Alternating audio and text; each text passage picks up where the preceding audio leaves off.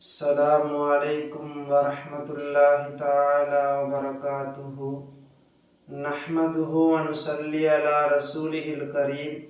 أما بعد فقد قال الله تعالى في القرآن العليم وفي القرآن المجيد بعد أعوذ بالله من الشيطان الرجيم بفضل بسم الله الرحمن الرحيم وفوق كل ذي علم عليم صدق الله العليم. وقال نبينا محمد صلى الله عليه وسلم من سلك طريقا يلتمس فيه علما سهل الله له طريقا إلى الجنة. رواه المسلم أو قال كما عليه الصلاة والسلام. எல்லா புகழும் புகழ்ச்சியும் நம்மை படைத்து பரிபாலிக்கின்ற ஏக இறைவனாகிய அல்லாஹ் ஒருவனுக்கே சொந்தம்.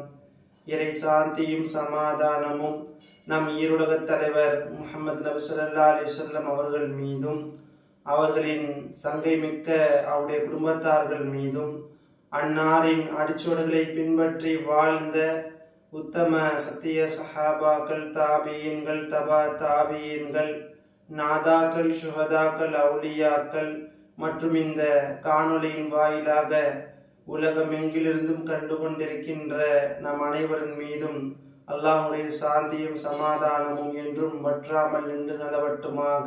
ஆமீன்.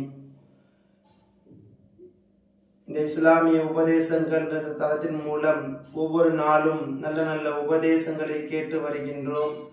சென்ற உரையிலே பொது தேர்வு எழுதக்கூடிய மாணவர்கள் எதையெல்லாம் கவனத்தோடு அணுக வேண்டும் என்பதை பற்றிய ஒரு உரையை பார்த்தோம். இந்த உரையிலே எதையெல்லாம் தவிர்த்து கொள்ள வேண்டும் என்பதை பற்றின ஒரு சுருக்கமான உரையாக நாம் பார்க்க இருக்கிறோம். அல்லாஹ் தஆலா இந்த கல்வி என்கின்ற பொக்கிஷத்தை மனிதனுக்கு வழங்கியிருக்கின்றான். இந்த கல்வியை நாம் கடைசி வரையிலும் நம்மோடு அதை பாதுகாக்க வேண்டும் என்றால் சில விஷயங்களை தவிர்த்து நடக்க வேண்டும். எத்தனையோ கல்வியாளர்கள் அவர்கள் சருகி போவதற்கு, சோடை போவதற்கு காரணம் என்னவென்றால் அவர்கள் சரியான முறையிலே அல்லாஹ்விற்கு கட்டுப்பட்டவர்களாக வாழாததின் காரணமாக அவர்கள் கஷ்டப்பட்டு பயின்ற கல்வி கூட ஒரு கட்டத்திலே பிரயோஜனம் அளிக்காமல் போகிவிடும். அதனால நம்முடைய கல்வி என்பது அது நமக்கு பாதுகாப்பாக இருக்க வேண்டும் என்றால், லைஃப் லாங் அது நமக்கு பிரயோஜனம் தர வேண்டும் என்றால் நாம் நிறைய விஷயங்களை தவிர்த்து நடக்க வேண்டும். அதிலும் இப்பொழுது சொல்லக்கூடிய இந்த விஷயங்களிலே மிகவும் கவனத்தோடு நாம் இருக்க வேண்டும். இவைகள் நம்முடைய வாழ்க்கையில வந்துவிடாமல் இந்த தவறுகள் எல்லாம் நம்முடைய தேர்வுகளிலும் சரி, தேர்வு எழுதக்கூடிய மாணவர்களிடத்திலும் சரி, பட்டம் படித்திருக்கக்கூடிய நல்ல படித்த அறிவாளியாக இருக்கக்கூடிய அறிஞர்களாக இருக்கக்கூடியவர்களுக்கும் சரி, இந்த விஷயங்கள் எல்லாம் நாம் தவிர்த்திருப்பது மிக மிக அவசியமானதாக இருக்கிறது. அல்லாஹ் இந்த விஷயங்களை தவிர்த்து நடக்கக்கூடிய பாக்கியத்தை நம் அனைவர்களுக்கும் தந்தருள்வானாக. ஆமீன். இதுல முதல் விஷயம், தவிர்த்திருக்க வேண்டிய முதல் விஷயம், நேரங்களை வீணாக்க கூடாது. மாணவர்களாக இருந்தாலும் சரி, அறிஞர்களாக இருந்தாலும் சரி, எவ்வளவு பெரிய கல்வியாளர்களாக இருந்தாலும் சரி, நம்ம இந்த நேரங்களை வீணடிக்காம பாதுகாக்கணும். இன்னைக்கு நிறைய மாணவர்கள் அந்த போன்ல ரீல்ஸ் பார்க்கறது, போன்ல இந்த மாதிரியான இன்ஸ்டாகிராம் அது மாதிரியான ஆப்ஸ்ல, கேம்ஸ்ல அடிக்ட் ஆகி அதுலேயே அவங்களுடைய நேரங்களை கழிச்சிடுறாங்க. அவங்களுக்கு படிப்பதற்கு உண்டான நேரங்கள் கொடுக்கப்படும் போது கூட அந்த நேரத்திலையும் அவங்க அதையே சிந்திச்சுக்கிட்டு இருக்காங்க. பட்டன் போன் இருக்கும் போதாவது பரவாயில்லை, போன் பேசிட்டு ஆஃப் பண்ணிடுவாங்க. அந்த பச்சை பட்டன் சிவப்பு பட்டன் மட்டும்தான் தெரியும். ஆனா இப்போ அப்படி கிடையாது. எந்தெந்த ஆப்போ இருக்குது, என்னென்னவோ இருக்குது, எல்லாம் வந்துடுச்சு இல்லையா? அதனால எல்லாமே அதிலேயே சிந்தனை போறதுனால நேரங்கள் அதிலேயே கழிவதன் காரணமாக படிப்பதற்கு அவர்களுக்கு வாய்ப்பு கிடைத்தும் நேரம் கிடைத்தும் அதை கைவிட்டு விடுகிறோம். அதனால நேரங்களை நம்ம ஒவ்வொரு நேரத்தையும் பயன்படுத்தணும். நம்முடைய கல்விக்காக வேண்டி நாம் பயன்படுத்த வேண்டும். கடைசி நேரத்தை வரைக்கும் சில பேர் வெயிட் பண்ணுவாங்க. கடைசி நேரத்துல உளுந்து படிப்பாங்க. அப்போ படிச்சு ஒன்றும் பிரயோஜனம் கிடையாது. ஒரு தேர்வு வருது அப்படின்னா அதுக்கு முன்னாடியே தயாரா இருக்கணும். அப்போ தயாரா இருக்கும் போதுதான் நம்மளால பரீட்சையில ஓரளவுக்காவது நம்மளால மார்க் வாங்க முடியும். ஒரு நல்ல மதிப்பெண்ணை எல்லோரிடத்திலும் சொல்லக்கூடிய ஒரு அழகான மதிப்பெண்ணை நம்மளால பெற முடியும். அதனால நம்ம வாழ்க்கையில செய்யக்கூடாத ஒரு தவிர்த்திருக்க வேண்டிய ஒரு முதல் விஷயம், முக்கியமான விஷயம் என்றால் நேரங்களை வீணடிக்க கூடாது. இரண்டாவது, உணவு உறக்கம் இல்லாமல் ரொம்ப சிரமப்படக்கூடாது. சில பேர்லாம் படிக்கிறதுக்காக வேண்டி சாப்பிடாம அது மாதிரிலாம் ரொம்ப ஸ்ட்ரெஸ் ஆகி அது மாதிரி பண்ணக்கூடாது. இரவு நேரத்திலும் படிக்கலாம், கண் விழித்து படிக்கலாம். அதுக்காக உறக்கமே இல்லாத அளவிற்கு படிக்கக்கூடாது. நம்முடைய உறக்கமும் சரி, உணவும் சரி, நம்முடைய வாழ்க்கைக்கும் நம்முடைய படிப்பிற்கும் அது மிக மிக முக்கியம். உணவு என்பது அது எப்படி நமக்கு முக்கியம் என்றால், நம்முடைய படிக்கக்கூடிய நேரத்திலே நம்ம பசியோடு இருக்கும் போது நம்மளால மனப்பாடம் பண்ண முடியாது, ஒரு நிலையோடு படிக்க முடியாது. அது கவனத்தை நமக்கு திசை திருப்பக்கூடியதாக இருக்கும். அதனால உணவு அதுக்காக அதிகமா சாப்பிட சொல்லல, அதிகமா சாப்பிட்டு படுத்து தூக்க தான் வரும். ரொம்ப அதிகமா சாப்பிட்டுட்டாலும் படிக்க முடியாது, தூக்கம் வரும். அப்போ தேவையான அளவிற்கு ஆரோக்கியமான உணவை எடுத்துக்கணும். 6 மணி நேரங்கள் உறக்கங்களையும் எடுத்துக்கணும். மாணவர்களாக இருந்தாலும் சரி, யாராக இருந்தாலும் சரி, மருத்துவ நிபுணர்கள் சொல்றாங்க, ஒரு மனிதன் 6 மணி நேரத்திலிருந்து 8 மணி நேரம் வரை அவன் உறங்க வேண்டும். ஒன்னு 6 மணி நேரம் இல்லை 8 மணி நேரமா அவனுடைய ஸ்லீப்பிங் டைம் இருக்கணும். அது இல்லை அப்படின்னாக்கா அவனுடைய வாழ்க்கையில், அவனுடைய மனதில் மன அழுத்தங்கள் உருவாக்குகிறது என்று மனநல மருத்துவர்கள் நமக்கு எச்சரிக்கை செய்யறாங்க. அப்போ நம்முடைய உணவும் சரி, உறக்கமும் சரி, அது ஆரோக்கியமானதாக இருக்க வேண்டும். அது நமக்கு தேவையான அளவிற்கு நாம் பயன்படுத்த வேண்டும். இது இரண்டாவது விஷயம். மூன்றாவது, அசட்டையாக விட்டுவிடக்கூடாது. அப்புறம் படிச்சுக்கலாம், நாளைக்கு படிச்சுக்கலாம், அடுத்த மாசம் தானே எக்ஸாம் வருது, இன்னும் 20 நாள் இருக்குல்ல, இன்னும் 10 நாள் இருக்குல்ல என்று அசட்டையாக விடக்கூடிய மாணவர்கள் இன்று ஏராளமாக இருக்கிறார்.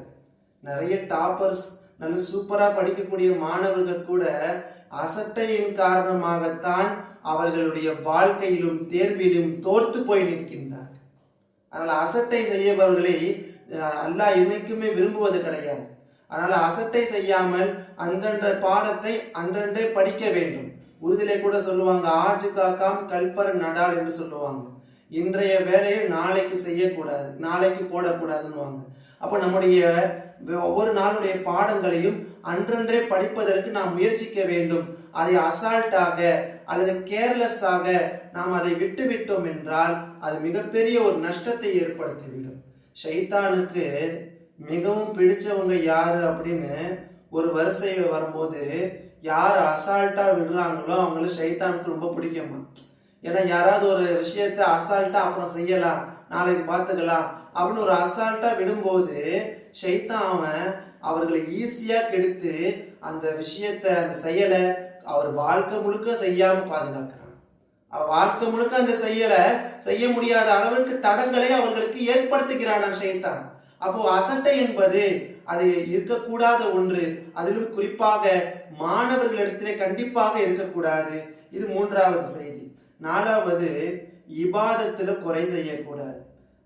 நமக்கு பரீட்சை எழுதுறோம், தேர்வு எழுதுறோம், அதனால நாங்க தொழுவைக்கு போக முடியாது, எங்களால நோம்பெல்லாம் வைக்க முடியாது, நோம்புல தான் பரீட்சை வருது, இந்த மாசம் இந்த வருஷம் மார்ச்ல நோம்புல தான் பரீட்சை இருக்குது, அதனால பரீட்சை இருக்கிறதுனால நோன்பு வைக்க முடியாது அப்படின்னு அந்த தேர்வை காரணமா காட்டி தொழுகைகளுக்கும் இன்னும் நோம்பிற்கும் ஒரு தடையாக அந்த தேர்வை ஆகக்கூடாது. அப்படி நம்ம அந்த நோன்பை எல்லாத்தையும் விட்டுட்டு, தொழுகையை எல்லாத்தையும் விட்டுட்டு நம்ம தேர்வு எழுதுனா தேர்வுல வெற்றி பெற்றலாம்.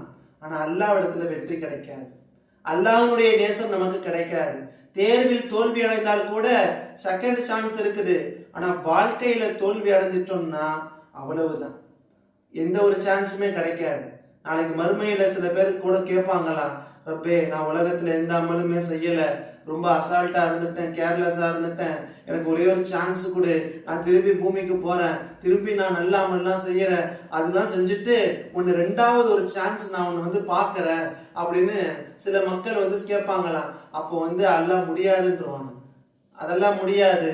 இதெல்லாம் ஒரு பேச்சுன்னு சொல்லி பேசுறீங்களே, கல்லா இன்னஹா கலிமத்துன், இதெல்லாம் ஒரு பேச்சுன்னு சொல்லி பேசுறீங்களே, அதற்கெல்லாம் வாய்ப்பு கிடையாது என்று அல்லாஹ் நிராகரித்து விடுவான்.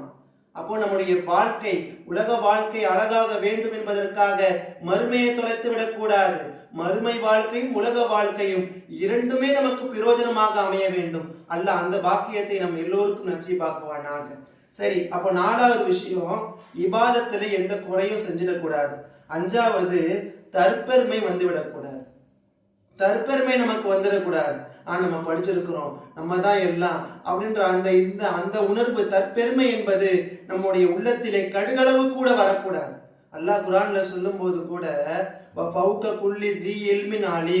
ஒவ்வொரு அறிவாளிக்கும் மேலே ஒரு அறிஞர் இருக்கிறார் என்று அல்லாஹ் சொல்றான். நம்ம படிச்சிருக்கோம், நமக்கு சில இல்முகள் இருக்கு, ஞானங்கள் இருக்கு.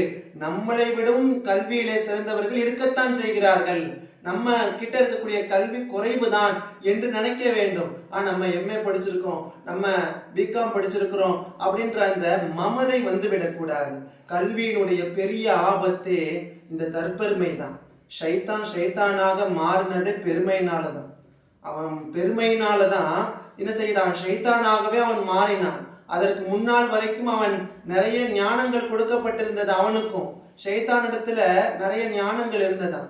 சில தப்சீர்கள் எல்லாம் எழுதுறாங்க, மலக்குமார்களுக்கு ஷைத்தான் முதல்ல உஸ்தாதா இருந்தான். இப்லீஸ் அந்த மலக்குமார்கள் எல்லாருக்குமே உஸ்தாதாக இருந்தானா. அல்லாஹ்வுடைய கட்டளைக்கு மாறு செய்து பெருமை அடித்ததின் காரணமாகத்தான் அவன் ஷைத்தான் விரட்டி அடிக்கப்படக்கூடியவனாகவே மாறினான்.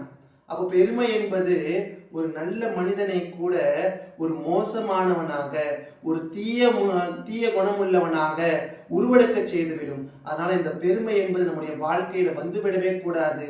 நான் திரும்ப திரும்ப சொல்றேன்னு நினைக்க வேணாம். அதே போல நம்முடைய வாழ்க்கையில ஏதாவது தோல்விகள், தேர்வுகளிலே ஏதேனும் தோல்விகள் வந்துவிட்டால் துகண்டு போகிவிடாதீர்கள். நம்மால் முடியும் என்று மறுபடியும் ஒரு வீர நடை போட்டு மிகவும் முயற்சி எடுத்து நாம் மிளிர வேண்டும். அதை விட்டு சில பேர் ஒரு எக்ஸாம்ல ஃபெயில் ஆயிட்டா, 1 மார்க் கம்மி ஆயிட்டா ரொம்ப வருத்தப்படுறாங்க. ரொம்ப தினமும் வாழ்க்கையே வீணாயிட்டா மாதிரி நினைக்கிறாங்க.